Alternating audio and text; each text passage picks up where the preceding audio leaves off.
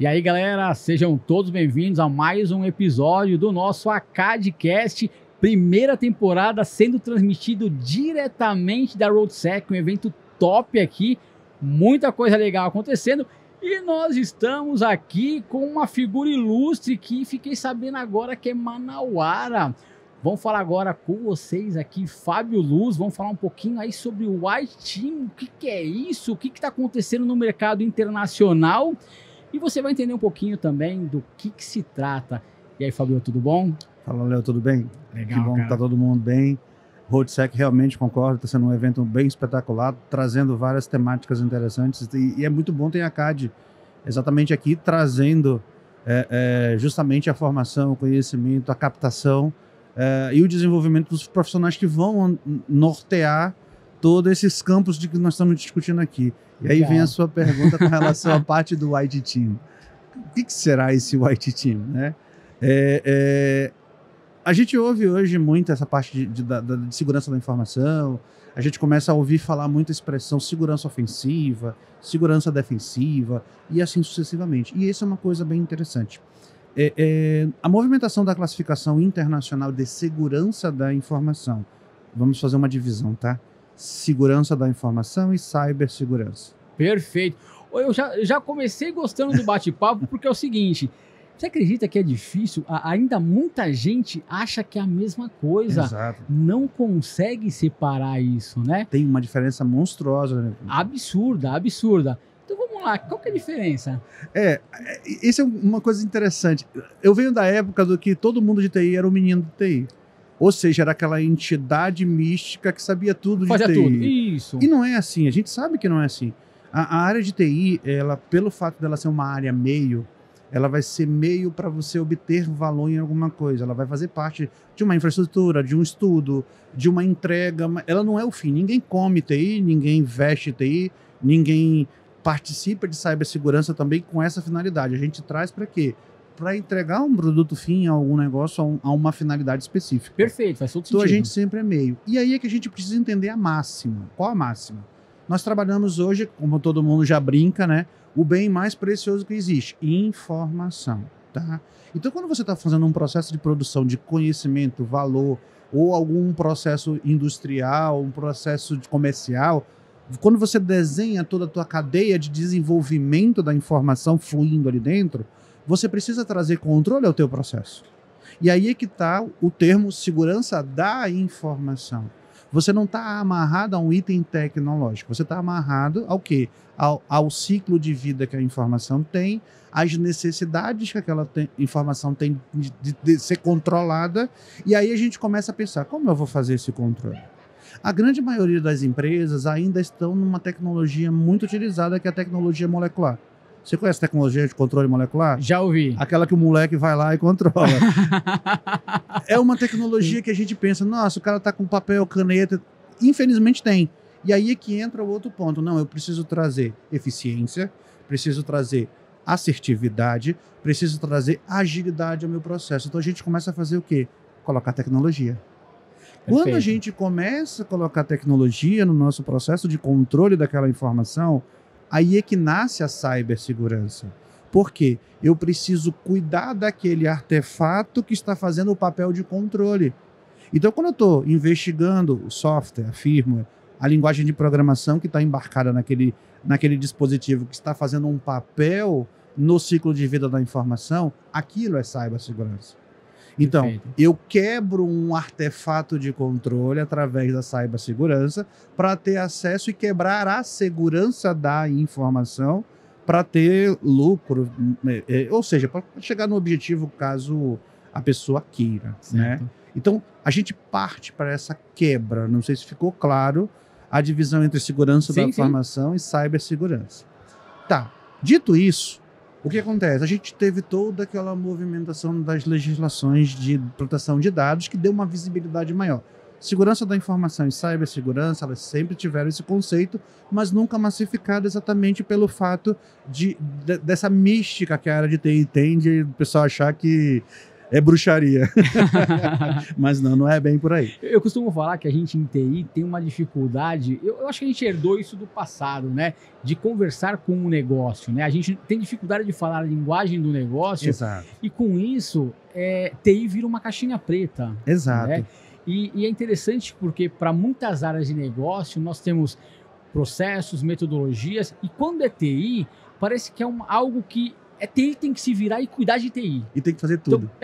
Então, a TI se vira com documentação, com processo, com metodologia dentro de TI, e para o negócio existem algumas áreas que estruturam isso da empresa inteira, né? Top-down.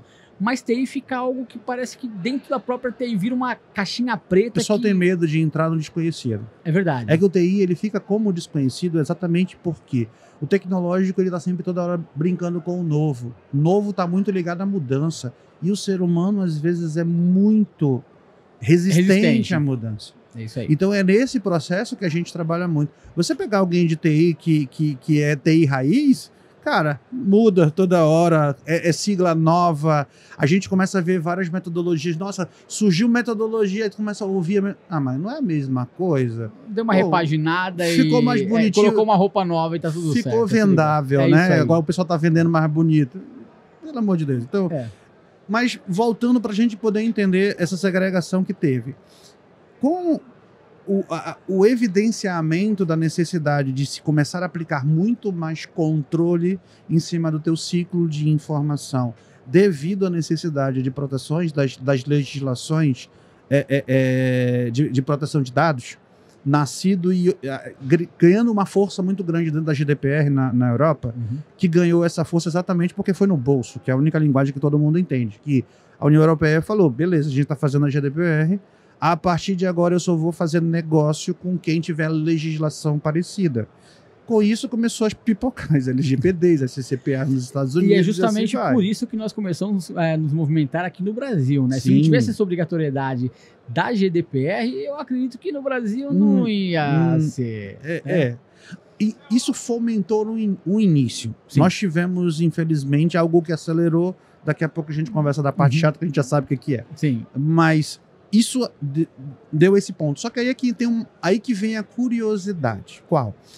Quando a União Europeia começou a falar para todo mundo, só vou fazer negócio com quem tiver alguma coisa parecida com a minha legislação, ela bateu num cara fraquinho, um tal dos Estados Unidos. O euro vai parar de fazer negócio com os Estados Unidos? O que é que o euro virou? Não, olha, tá aqui, eu tenho o meu... E ficou muito famoso, que é o NIST, o framework de cibersegurança do NIST. Sim. E se você olhar dentro daquele framework, ele é todo colorido. Existem papéis específicos, e se você observar no militarismo americano, dentro de um porta-aviões, todo mundo tem uma cor, e essa cor tem uma função. Isso não foi diferente. Se você pegar em filmes antigos, aconteceu um incidente tal, pega o livro amarelo, pega o livro vermelho, veja o plano de ação do livro tal. Então esse sistema de cor, ele foi incorporado internacionalmente na construção de papéis e responsabilidades dentro da área de segurança da informação, não de cyber. Certo. Segurança da informação. E aí começou. Eles basicamente derivaram das cores do arco-íris. Então nós temos, por exemplo, o Red Team. Essa é a galera que tem o glamour da área de cibersegurança. Por quê? É a galera de segurança ofensiva, é quem faz pentest, quem faz as análises de vulnerabilidade, é o pessoal que tá futricando, é o pessoal que baixa no peito e fala, eu sou hacker. Esse aí é o que faz os olhos da garotada aí piscar, brilhar, né? Esse aí é o que tem o glamour.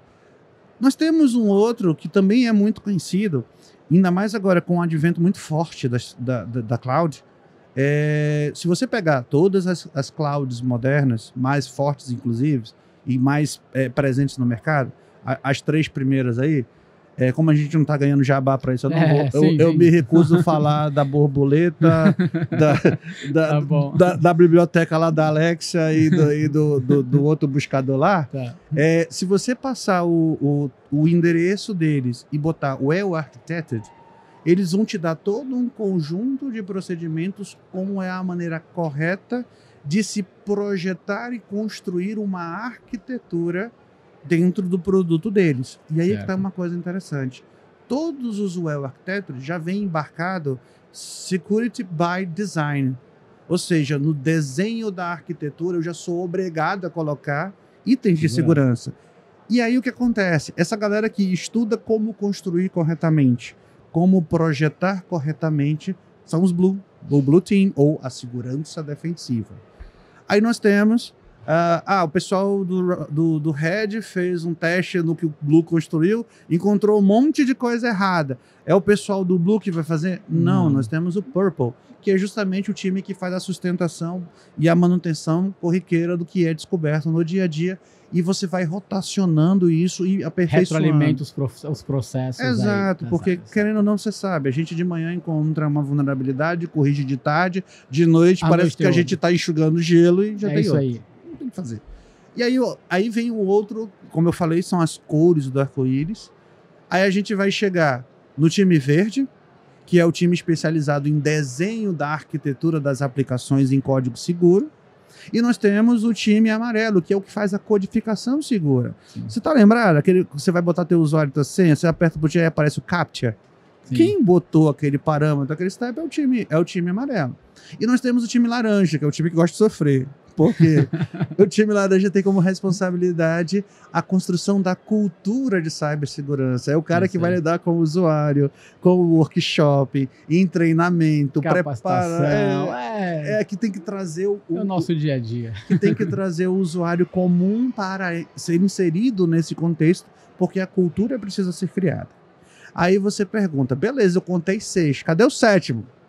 Chegamos no branco. Chegamos no white. O que é o tal do white?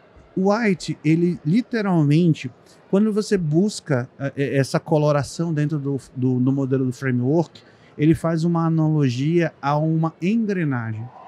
Por que ele faz uma analogia a uma engrenagem? Porque cibersegurança deixou de ser um projeto. Conceito básico, início, meio e fim. Agora, cibersegurança, ele é um ferramental da cultura de segurança da informação. Ele não pode parar. E ele tem que obedecer o processo de girar, renovar, seguir no PDCA. Sim. Por quê? Porque aquilo que a gente falou agora há pouco, estamos enxugando gelo. Vai ser eternamente assim? Infelizmente, sim. Por quê? Existe o conceito da percepção de valor, que eu vou já falar para você o que seria isso.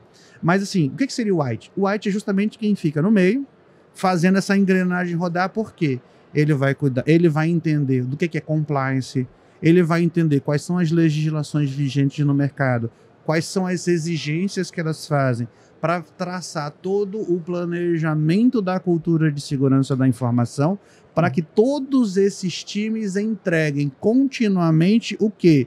Controles, rastreabilidade, proteção, identificação de males, para que eu possa o quê? Evitar que o crime aconteça. Qual crime? Vazamento de dados pessoais, por exemplo, fraudes internas e vários outros que são mitigados com o giro dessa engrenagem continuamente. Então, o white, pelo que você está dizendo, então ele alimenta todas as outras cores. Ele cuida basicamente da governança de todo o processo de segurança da informação, não de cyber. Sim. Por quê? Porque ele gira as ações de cyber dentro de uma rotina. Vou citar um exemplo. Pensa da seguinte forma. Obrigatoriamente, imaginem que vamos colocar hipotético, porque eu não desejo esse cenário para ninguém, tá? Mas imaginem que você, Léo, tem uma empresa e a sua empresa foi invadida, tá? Perante a lei, nós não temos somente a LGPD para vir e enquadrar você. Nós temos o Marco Civil, nós temos a lei de telecom, nós temos a lei do e-commerce e nós temos a LGPD, que é a que ganhou mais foco. Mas nós temos várias outras leis, inclusive a lei de responsabilidade fiscal. Por quê? Porque eu estou com um patrimônio das pessoas que agora foi tipificado Sim. como um ativo importante, que é o dado pessoal. Então, uma vez que isso acontece, vai vir o processo investigatório em cima de você, porque é instaurado o inquérito. E aí é que está uma coisa legal. O lado do professor grita, quais são as 4 maneiras de se tratar o risco? Só existem 4 maneiras de se tratar o risco. Ou eu elimino, ou eu mitigo, ou eu transfiro, ou eu aceito. E aí é que tem uma coisa legal. A legislação diz, obrigatoriamente a empresa tem que fazer esses 3. Se ela não fizer, ela já está aceitando de tabela. O LGPD diz isso. Se você foi lá, existem várias vezes o verbo deve ter isso, ter isso, ter isso. Então, o time branco, ele vai cuidar exatamente desses deveres. Ele vai garantir que, se eu tenho que garantir que os meus artefatos que estão publicados na internet, vamos entender artefato, uma página web, um app, um canal no YouTube, se eu tenho que garantir que esses artefatos, eles estão disponíveis para a população, e esses artefatos estão seguros, eu tenho que provar que eles estão seguros. Como eu faço isso? O time Head, seguinte, a partir de agora, o teu plano de análise de vulnerabilidade é semanal. Se você encontrar alguma coisa na segunda, você vai reportar para mim na sexta, e eu preciso ver justamente, encontrei tanto, e eu quero ver essa projeção. Então eu vou estar exatamente programando as ações internas para garantir que os times estejam atuando nos seus respectivos papéis, gerando a evidência, e se Deus o livre, baterem na nossa porta e dizer, polícia, vamos levar o inquérito para frente, a gente vai sentar, garrafão de café do lado, bota o energético da Acad aqui, evidências na mesa. Temos práticas que tentam mitigar, ou tentam evitar, ou tentam... Exatamente, porque isso é um outro ponto muito legal que você acabou de mencionar. A gente está acostumado a ouvir muito quando alguém vai falar de LGPD, por exemplo. Oh, meu Deus, 2% do faturamento global limitado a 50 milhões de reais. Ok, mas a própria lei menciona, se a empresa faz processos de mitigação, ou seja, implementa um C-Search, nome bonito, né? Isso com farinha e açaí deve ficar gostoso. C-Search nada mais é do que aquele time de resposta a incidente. Sim. É aquele que vem em cima quando tem algum problema, ou vai em cima do melhoramento. A empresa implementou um C-Search. Então imagina, eu sou o fiscalzão lá, tá aqui, 50 mil... Não, ele tem um C-Search. Tá bom, peraí. 45. Não, mas eu também tenho aqui, eu tô fazendo meu Fire, eu tenho EDR, XDR, eu tenho SOA, eu tenho CIEM, eu tenho... Tá bom, mano, toma 5 e ninguém fala mais nisso. As medidas preventivas, a constituição de equipes internas, a rotina de governança, gerar evidência, treinamento, preparação, cuidado, é óbvio que isso é feito. Entendeu? Isso é a construção do papel do time branco. Ele garante que ele vai ficar com a parte mais legal de segurança, que é o quê? Ser incomodado. A gente que recebe a chatice, a gente que recebe o xingamento, o pessoal, a reclamação principal vem pra gente, porque a gente precisa deixar os outros times trabalharem. Entendeu? Não pode ter aquele sufoco. E também o pessoal de segurança da informação, o time branco, ele é responsável por um outro fator, que esse é muito interessante. Hoje, quando você tem as fases do NIST, você tem a primeira fase de qualquer metodologia, que é a identificação, que você vai conhecer todo o assessment do teu ambiente, quais são as camadas de aplicação, API, conexão, como é que eu interajo, qual é meu fluxo de geração de valor, quem está controlando aquele fluxo. Beleza, conheci. Vamos para a camada de proteção. O que é a camada de proteção? Tá aqui, gente, proteção, então eu tenho que trazer educação, tenho que formar a cultura. Peraí, olha aqui, é a borda da rede, então vamos botar é a aplicação, vamos botar um AF, vamos botar uma CDN, vamos botar... Então eu começo depois que eu identifiquei tudo, eu começo a proteger. Legal. Aí vamos para a próxima fase, monitorar. Como eu vou monitorar? Quem vai monitorar? Lembra, a máxima de qualquer auditoria é que executa, não audita. Perfeito. Quem é o auditor? Eu, branco. Como? Quem é o executor? As áreas. Então, a gente vai fazer justamente a rotina de verificação e monitoramento. Verificar se os CIEMs estão funcionando corretamente. Se a rotina tradicional de observar se os eu estou colocando agora o termo de XDR, porque é o que o mercado está mudando os EDR para XDR por causa da multiplataforma. Então a gente vai olhando exatamente isso para quê? Para garantir que está tudo redondinho. Todos os backups estão ok? E isso é outro ponto. Backup não é só cópia de arquivo. Eu tenho que entender que backup tem backup de serviço, backup de máquina, backup de infra, backup de site, backup de gente. Eu tenho que pensar em backup de gente. Por quê? Isso é uma coisa que eu bato muito na tecla. A gente ouve aquela frase tradicional, ninguém é insubstituível. Totalmente errado. O ser humano é insubstituível. O papel dele não. Então eu tenho que pensar naquele papel, outras pessoas para executar aquele papel. Porque se Deus o livre, nós tivermos um 11 de setembro de novo, quem vai fazer o papel daquelas pessoas que se perderam no meio do caminho? Sim, sim. Entendeu? Elas são insubstituíveis. Entendeu? Total sentido. Então, o time branco, ele é focado nesse pensamento. Ele também é focado na gestão da parte do disaster recovery, que é a etapa que ninguém quer chegar. Perfeito. Antes da gente entrar um pouquinho na questão aí de metodologia e processo, eu queria entender uma coisa.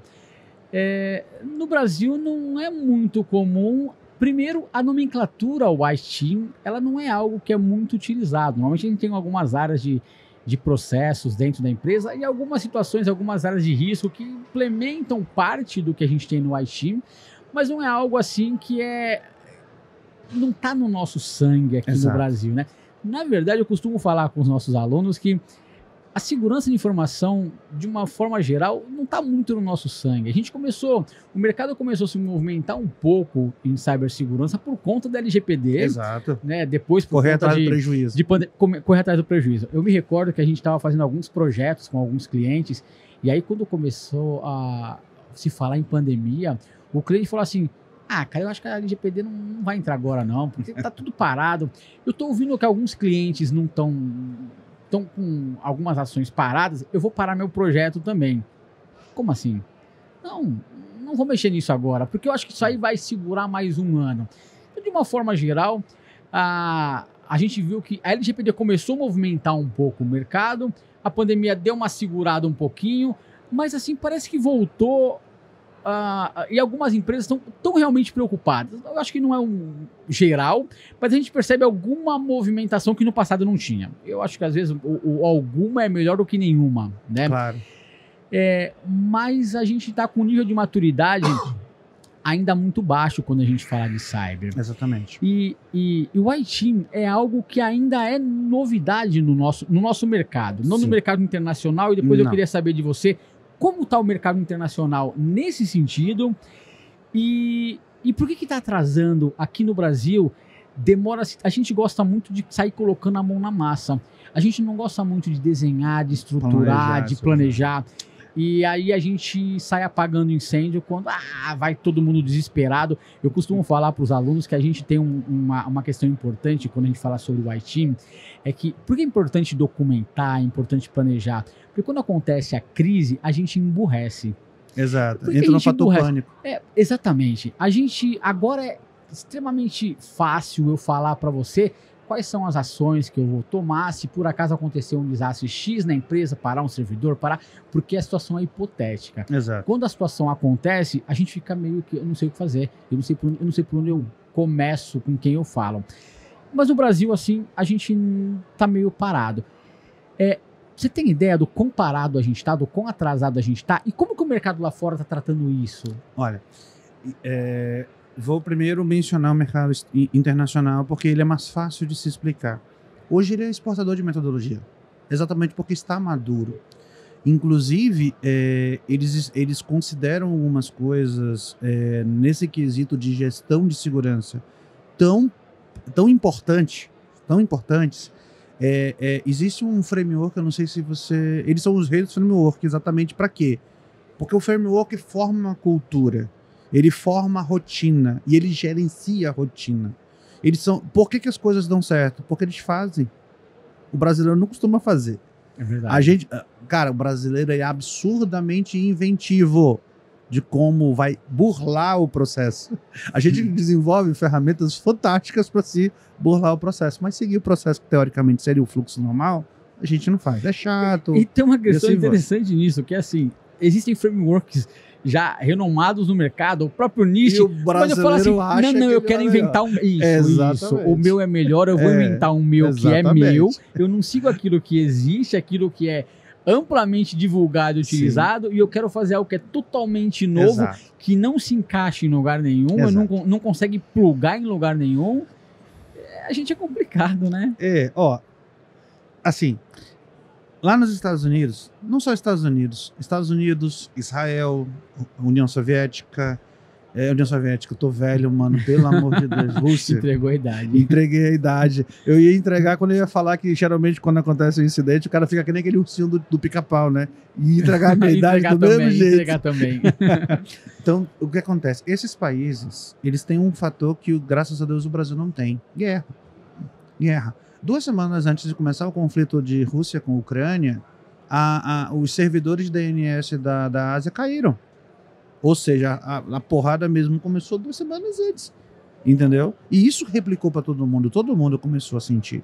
A Rússia já tinha feito anteriormente um teste de desconectar a internet do mundo para verificar se a sua infraestrutura crítica continuava no ar. Já era uma preparação para algo que aconteceria? Possivelmente. Aí é que entra o fator que eu acabei de mencionar. Esses países, se as metodologias deles não funcionassem, morre gente. Você acha que não, mas morre gente. É Existe um framework de maturidade de cibersegurança desenvolvido pelo governo dos Estados Unidos e a companhia elétrica dos Estados Unidos. Aí você para assim, o que tem a ver eletricidade com guerra cibernética, com não sei o quê? Esse é o ponto. Quando se começa um processo de guerra, você acaba com a cadeia de suprimento. Eletricidade, água, comida, combustível. Então, se você pegar o livro, aquele livro que eu mencionei, o livro vermelho de incidente não sei o quê, eles têm plano para sustentação dos serviços básicos. Então, o sistema de eletricidade desenvolveu, o framework, o nome dele é C2M2. Ele é baseado em 10 pilares. E olha só que coisa interessante. Todos os 10 são white. Todos, sem exceção. Ele não pede em nenhum momento, tipo assim, qual é a ferramenta Firewall que você está usando?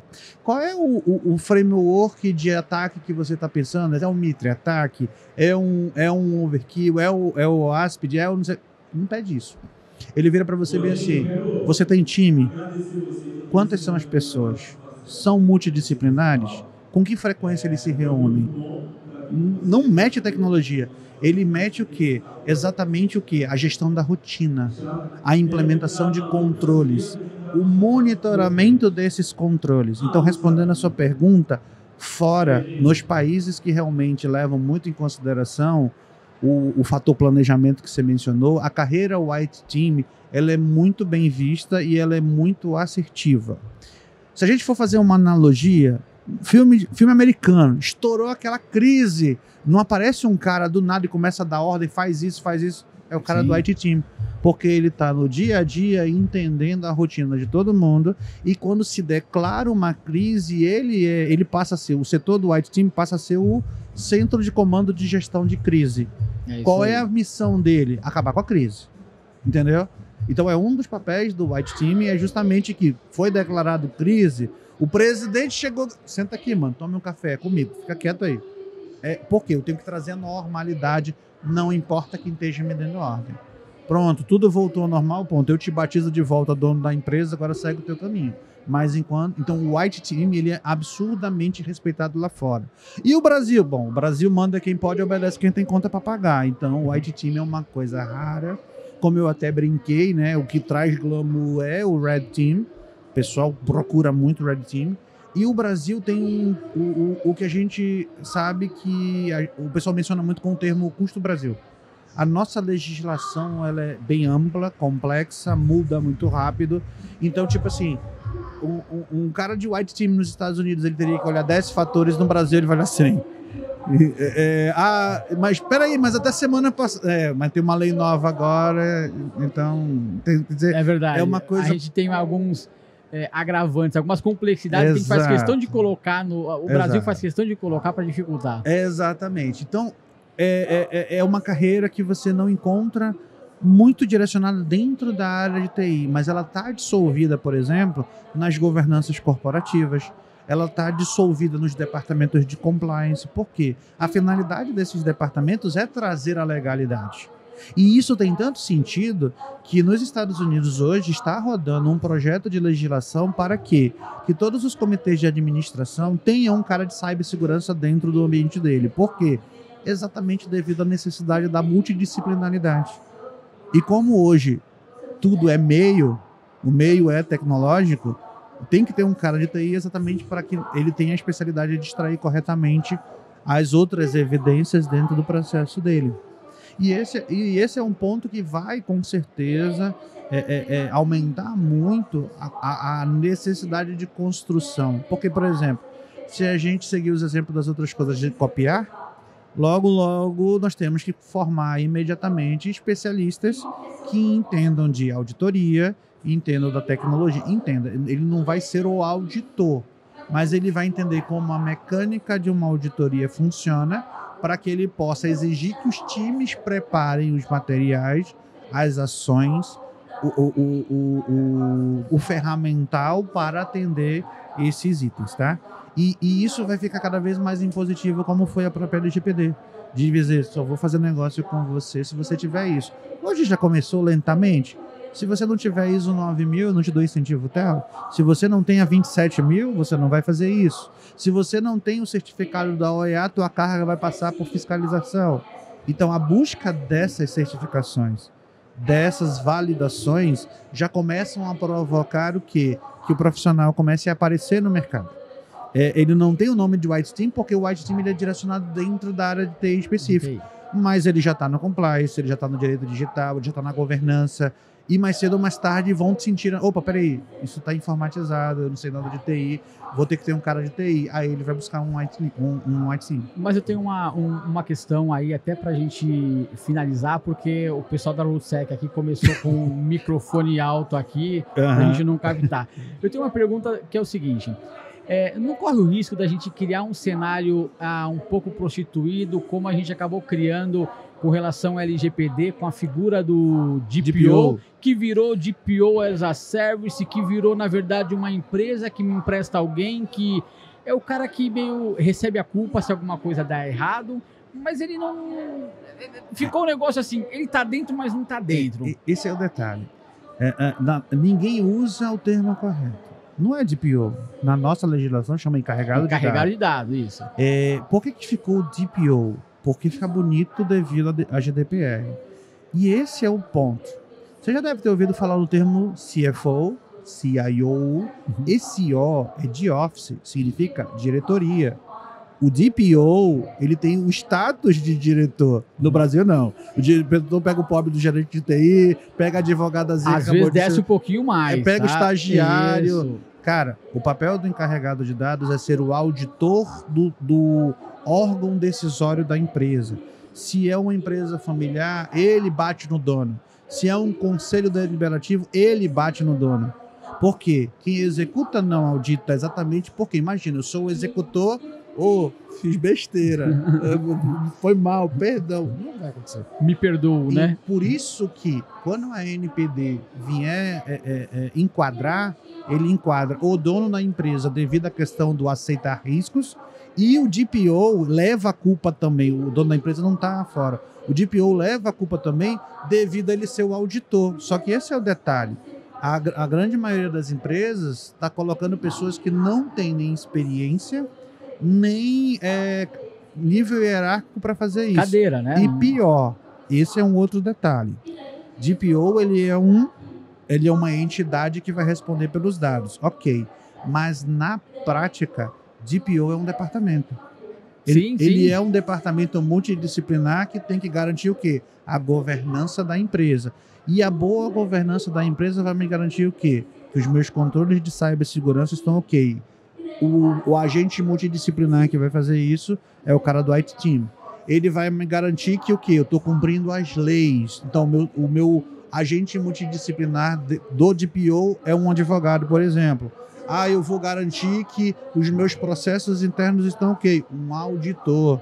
Você está entendendo? Entendi. Então, o cara vira um departamento, na verdade. Não corre o risco, de repente, do auditor, do DPO ou do encarregado, ele absorver essas questões. Se de repente a gente resolver copiar o mercado norte-americano, de trazer uma figura de white team, trazer alguém dentro dos nossos negócios, até para entender melhor o funcionamento de processos e fazer algo como a gente tem com o DPO, que é um terceiro. Porque a gente está fazendo isso aqui... porque a legislação brasileira permite ser terceirizado. Exatamente. A gente ia acabar algo que a gente quer copiar, ou que a gente, na verdade, não quer copiar. A gente é meio obrigado a copiar, para manter o nosso mercado aberto, né? Certo. É interessante isso e às vezes meio frustrante que não é que eu faço porque eu tenho que fazer, eu faço porque é importante, eu faço porque é obrigado, se eu não fizer eu tomo uma paulada. E eu faço porque já tem punição. Exatamente. Ó, eu vou falar de uma mecânica, posso até falar besteira e a gente recebeu um monte de xingamento aí no chat, me chamando de burrinho, né? Mas tudo bem, pula essa parte. Mas o fator jurisprudência, ele vai exatamente conforme a hermenêutica das decisões vão começando a acontecer. E esse é um ponto. A LGPD, apesar dela estar escrita, definida, já passou por processos de avaliação das penas que possam ser a majoração dos danos. Apesar dela já ter passado por todas essas fases, agora, dia 31/5, foram publicadas a lista das primeiras 16 empresas que estão sendo processadas, ou seja, estão num processo de investigação. E agora que foi publicada a primeira punição de 14 mil reais, alguma coisinha, e a gente falou, pô, 50 milhões, foi 14 mil. Então, e se você perguntar para mim bem assim, Fábio, qual é a certeza que a gente tem da LGPD? Até agora nada. Porque agora que está se desenhando a jurisprudência, o fator, a mecânica. Dosimetria saiu agora. Exato. Então, agora é que você consegue começar a entender como vai funcionar. Por exemplo, eu vou te dar uma... eu estou no campo hipotético, mas abre-se para isso. O quê? Não vou falar de política, vou falar de mecânica do que está acontecendo. O que acontece? Quando teve um debate no Supremo Tribunal Federal sobre a LGPD, o ministro Alexandre de Moraes, ele determinou que, se não causasse dano, não teria necessidade de aplicar multa. Perfeito. Olha lá, primeira jurisprudência. Lá em cima, Supremo Tribunal, a autoridade máxima, definiu isso. Se não houver dano, não tem multa. Perfeito. Olha o que aconteceu agora. Uma empresa teve os dados vazados. Ok? Esses dados foram publicados aonde? No Diário Oficial. Foi aplicado multa. Então, olha lá, eu tenho um terceiro emitindo um documento de fé pública, ou seja, ele não está envolvido no processo, ele não teve os dados dele vazados. Ele é uma entidade governamental instituída por uma lei federal dizendo que, tá aqui, ó, teve crime, teve vazamento, teve perda de informação e teve dano. Aí você fala, mas não teve dano. Claro que teve dano. Se eu pegar, Léo, o teu CPF, ligar para um Nubank, uma conta no teu nome. Conta, sim. Entendeu? Então teve dano, teve vazamento. E isso é outra coisa também. Ataque cibernético, foi ransom. Não, mano. Ataque cibernético é quando vai em cima dos pilares de segurança. Confidencialidade, integridade e disponibilidade. A partir do momento que eu sei uma informação que não é minha, eu sofri um ataque. Sim. Entendeu? Então olha só que coisa interessante. Tive um ataque. Vazou um dado, teve um dano, cumpri o que o Supremo Tribunal definiu, tem um documento de fé pública emitido por um órgão judiciário e tem uma multa estabelecida já cobrada pela União. Mas eu não recebo essa multa. Ok, mas pega o laudo, pega tudo, entra no Pequenas Causas que você vai ganhar, porque a mecânica da jurisprudência está feita. Só que imagina se vazaram 100 mil CPFs. Já imaginou 100 mil casos de 10 mil reais para uma empresa? Acabou a empresa. Acabou a empresa. Mas vai acontecer dessa forma? Não sei. Eu acredito que não. Mas esse é o detalhe. Nós ainda estamos no campo especulativo. A gente só vai ter uma real sensação de dizer a LGPD é desta forma quando a gente já tiver um período de experimentação, deliberação, massa de dados estatística e do comportamento da NPD para a gente saber real. Não, ela funciona assim. Primeiro caso, primeira publicação. Possibilidades abrem muitas. Se vão fazer dessa forma, não sabemos. Estamos no campo especulativo. Eu tenho 2 pontos ainda nessa questão especulativa. Recentemente eu fiz uma palestra em Rondônia, né? E numa empresa, e estava lá também o Gustavo Sabá, diretor-geral da NPD, e ele estava falando que acabou de sair a dosimetria, né? E que muitas empresas recebem notificações, mas não estão dando muita importância, e o processo está em andamento. O que acontece? Precisou se definir, criar uma dosimetria que eu costumo falar carinhosamente do tamanho da paulada que a pessoa que a empresa vai receber. Porque enquanto o processo está andando e as empresas não estão respondendo às notificações, cara, como que eu vou cobrar? Como que eu vou penalizar? Exato. Então, legal, definimos uma regra. Se você não tem prática, para quando o processo avançar, cara, tá aqui. Exato. Você não fez, você não respondeu, você teve tempo hábil. Várias chances. Isso. Então, esse é um ponto interessante, porque quando eu falei não tá andando, opa, definimos o tamanho da paulada, opa, agora vai começar a andar, porque agora nós definimos como que eu vou bater. E agora já tem punição publicada, então já tem fato consumado. E tem um outro ponto também, Léo, que é interessante.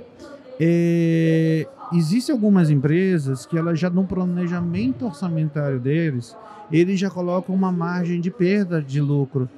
Ah, é 2%? Do meu faturamento, paga esse negócio. Só que esse é o detalhe. Não é só... O pessoal olha muito assim, diretamente para a NPD. E não é isso. Hoje, a gente tem ransomware, o cara pode ser extorquido, pode literalmente acabar com a empresa. Pode acabar dele. com a empresa. Só que o cara ele acha que é aquele lá, vai acontecer com o meu vizinho, não vai acontecer comigo. O Gustavo falou uma coisa interessante na palestra que ele deu da NPD, que é o seguinte: nós temos um cenário de penalizações, como multas, mas nós temos um outro cenário que é o seguinte: não, vai ser só uma notificação. E aí eu chamei de o cantinho da vergonha. Eu vou colocar público que você é uma empresa que não se preocupa. Vai perder negócio. Quando ele falou isso, eu falei, cara, pelo amor de Deus, eu quero a multa. Vai perder Porque negócio. Quando você fala multa, você vai falar a multa. Eu não quero pagar a multa, isso é um absurdo. A multa você paga, ninguém tá sabendo. Quando fala vou expor, opa, peraí, cara, cobra a multa. Então, eu acho que isso tende a movimentar mais o mercado. Mas é o que eles acabaram de fazer. Isso São aí. 16 nomes. Os CNPJs estão publicados em sites governamentais e no Diário Oficial. Nós temos hoje, oficialmente, pela NPD, publicado em LinkedIn, Diário Oficial, rede social, no próprio site deles, 16 empresas. 16 empresas. Você acha que, assim como a gente começou a se movimentar mais na questão de cibersegurança, né, a segurança da informação, de uma forma geral, a gente começou a se movimentar, o mercado começou a enxergar melhor a segurança por causa vejo por esse lado. Da LGPD? Não. Eu vou te dizer o que eu vejo, tá? A gente tinha um hábito, ou tem um hábito, vamos colocar um software no mercado, vamos colocar um produto no mercado. Vamos fazer as metodologias de desenvolvimento. Bota Scrum, Agile, Waterfall, controla a empresa para fazer PMI e faz QA e testa, retesta e ainda manda bug para o mercado, certo? Sim. Veio pandemia. O que aconteceu com a pandemia? A gente vinha com aquele discurso de dizer, não, vamos fazer um projeto de transformação digital. Nos próximos 10 anos a empresa veio pandemia. Querido, 3 dias, todo mundo em home office. Senão acabou a sua empresa. Querido, coloca esse produto lá em 2 dias, senão acabaram a sua empresa. Aí a minha pergunta, se todo esse controle a gente mandou para o mercado coisas com vulnerabilidade, coisas para serem exploradas, imagina sem o controle todo. Aí, olha só. Vira uma salada. Como bom professor que somos, a gente gosta de dados. Se a gente pegar os dados estatísticos dessa época, olha só que coisa legal. O governo anunciava, os serviços essenciais, não sei o quê. Se eu não me engano, a CPFL foi atacada. Não lembro se foi CPFL. Teve uma empresa distribuidora de energia que foi atacada. Por quê? Serviço essencial. Agora o home office não sei o quê. Se você observar, as empresas pararam de ser atacadas e os usuários começaram a ser atacados. Sim. Nós tivemos fabricantes que disponibilizaram as VPNs da vida, que devido a eles ficarem em evidência, a galera começou a explorar mais os sistemas deles. Empresas que fabricam firewalls hoje em dia, então, de vez em quando sai boletim que o firewall dele tá com fora. E é o Saiu segundo... de grandes empresas? Não, e detalhe, é o segundo firewall do Gartner. Pô, já dei a dica, eu não falei quem é, mas é o segundo firewall do Gartner. Entendeu? Puta, tá toda hora... Mas, é porque o produto é ruim? Não, é exatamente por isso. A evidência foi... o que acontece? A cadeia de valor, é que é a parte importante. Não estou falando de dinheiro, estou falando de valor. Custo, preço, o dinheiro que você dá para alguma coisa, ela é uma representatividade daquele valor. Valor é uma coisa abstrata, porque ele envolve outros atributos. Quando a gente foi arrastado para o home office, de qualquer jeito, todo o valor, toda a cadeia produtiva do país foi para o digital. O que você acha que a vagabundagem fez? Não, isso aí mudou o foco, né? Exato. Eu falo para os alunos o seguinte, eu falava agora há pouco para alguém sobre isso, você tinha os seus ativos que ficavam, vamos colocar a proteção física, tá? Exato. Você tinha uma barreira física, você tinha uma portaria, você Exato. tinha uma segurança, Agora você não tem tinha mais. porta, você tinha sala de servidores, falando somente de segurança Exato. física. Exato. Falando em questão de dados, você tinha uma internet que era protegida no trabalho. Hoje você tem a sua internet que você Exato. compartilha com o vizinho. Olha só que coisa interessante. Quando a gente está fazendo beabá lá de eu estou estudando segurança da informação, confidencialidade, integridade. Aí tem uma parte que o cara fala bem assim,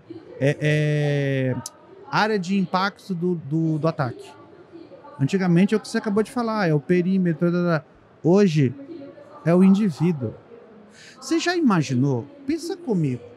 Se a gente chegar ao ponto de desenvolver um produto que tenha foto de família, digital, contato bancário...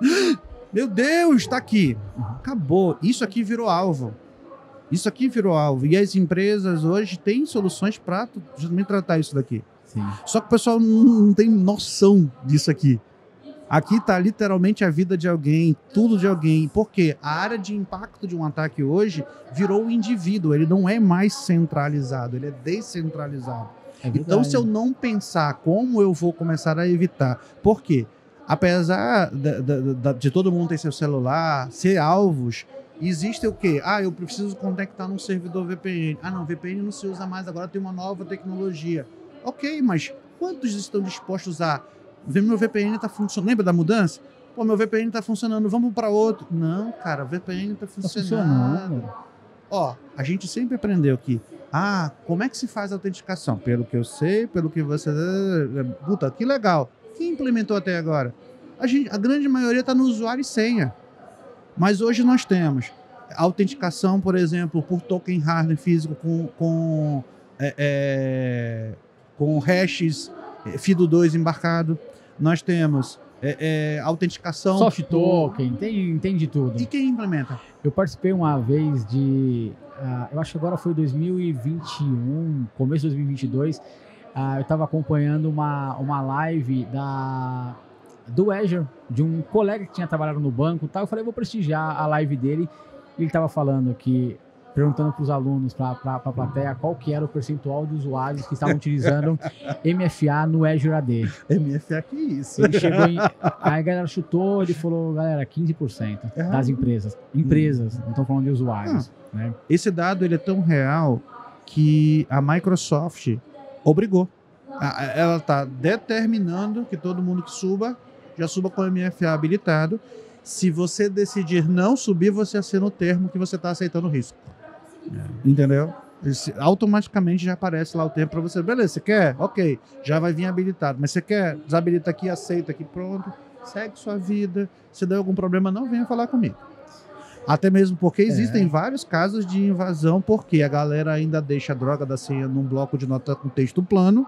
O cara pega, entra no Azure, cria milhões de máquinas virtuais lá, botava antigamente tudo para minerar, chegava só a conta da fatura, porque você sabe que cloud, se não tiver uma boa gestão de FinOps, você está com o taxímetro ligado. Legal, Fabio. O IT Team trabalha tudo em cima dessa... É o que eu ia falar para a gente fechar agora. A última pergunta minha com relação a isso é como o IT Team consegue me ajudar nesses processos? A gente vê que a gente tem muitas questões de empresas que... você falou agora login e senha. É assim. Muita gente é assim. E não é só implementar, o IT Team implementar isso, mas como, na sua opinião, como o IT Team consegue ganhar força em conseguir convencer a alta gestão, conseguir... nem sempre a gente tem aí um diretor de TI, nós temos aí um CISO que realmente compra a visão de segurança ou que tem força para poder discutir isso aí com seus pares, né? como que a gente consegue trazer isso para o nosso mercado e fazer isso ser funcional? Isso não somente, tá na teoria, tá no papel, mas a gente conseguir trazer para o nosso dia a dia. Infelizmente, isso é uma realidade nossa e de itens não muito desenvolvidos. Por quê? Ainda existem aqui dentro do Brasil a mentalidade de que o profissional de TI tem que provar ao negócio que TI é importante para o negócio. Lá fora, o pessoal só monta um galpão se tiver viabilidade de TI. Ele só abre um negócio novo se tiver viabilidade de TI. Não se precisa mais provar que TI é estratégico. A gente é o patinho feio, né? O pessoal olha pra gente como despesa, nunca foi. Cara, entenda uma coisa. Olha só que coisa legal. Tem uma coisa bem interessante. Você vai montar um item qualquer. Se montou, fez tudo legal. Se você não pensar em TI, você vai quebrar. Mas não é porque você é ruim, mas é porque o teu concorrente vai te passar. O teu concorrente vai te passar. Não, mas o meu concorrente também não implementou. Não tem problema, uma multinacional vai implementar. Você falou, eu vim de Manaus. O polo industrial de Manaus, tecnologicamente falando, ele é absurdamente moderno. Por quê? Tecnologia estrangeira.